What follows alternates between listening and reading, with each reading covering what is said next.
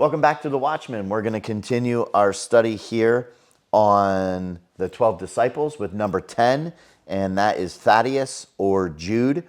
And again, just like the previous James the Less, there's really not a whole lot that we can go on. So this is just my spin on it. So take it for what it's worth.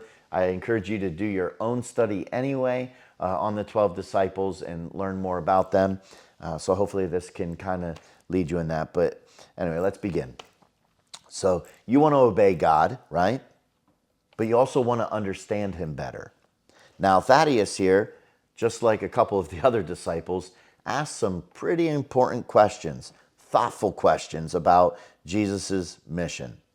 In John chapter 14 here, verses 22 to 23, we see Judas, not Iscariot, said to him, "Lord, what then has happened that you are going to disclose yourself to us and not to the world?"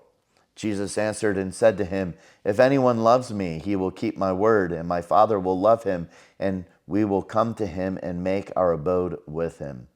Right? So basically here, obedience flows from love. So Judas's question is, why are you going to show us yourself but not the world? And Jesus says, basically, obedience flows from love, right? Jesus shifts Thaddaeus from explanation to devotion, right? Love fuels obedience. When affection leads, obedience follows naturally. See, simple faith lived out boldly honors Christ. Love for Jesus is proven in obedience to Jesus.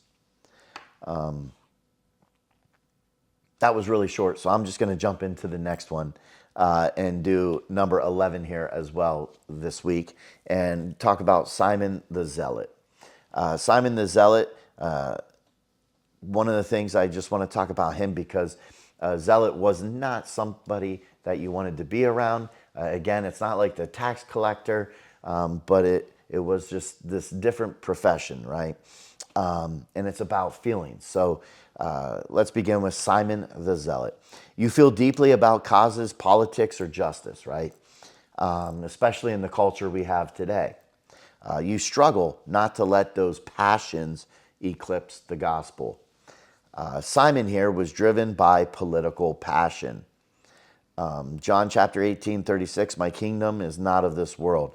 See, Simon was so zealous. He wanted Jesus to just set up his kingdom here on earth. And Jesus says, "No, not yet. Now is not the time. My kingdom is of heaven. There's this whole plan. This has to happen.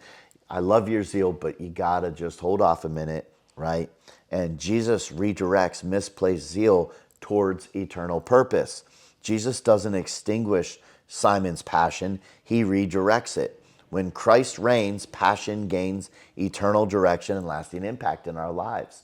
When we have Christ first, right, and our growing intimate relationship with him, that passion that we have, that fire that is burning within us, is directed to, can go back to storing up treasures in heaven from the last week, right? And we know that when Christ leads our passion, it changes the world. And we can see that in the culture, in the world. So when Jesus rules our passion, it gains eternal direction. And we see that here with Judas here, or Simon the Zealot here, who is just zealful. So I challenge you first, right, to be Jude or Thaddaeus, right, and love God because through your obedience, because that's how we show God our love, right?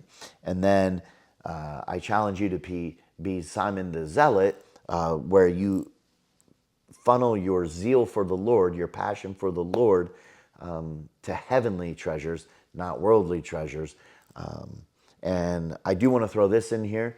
One thought that just came to me is if you don't have that passion, maybe you've lost it, then maybe you need to find a specific book to read, a Bible study, join a men or women's Bible group, get involved, serve in a ministry. And maybe your passion has fizzled out because you're not finding time to be with the Lord. So I challenge you to do that, to be a Jude and to be a Simon. So until next week, when we close this up with Judas Iscariot, I pray that you will be strong, take care, and God bless.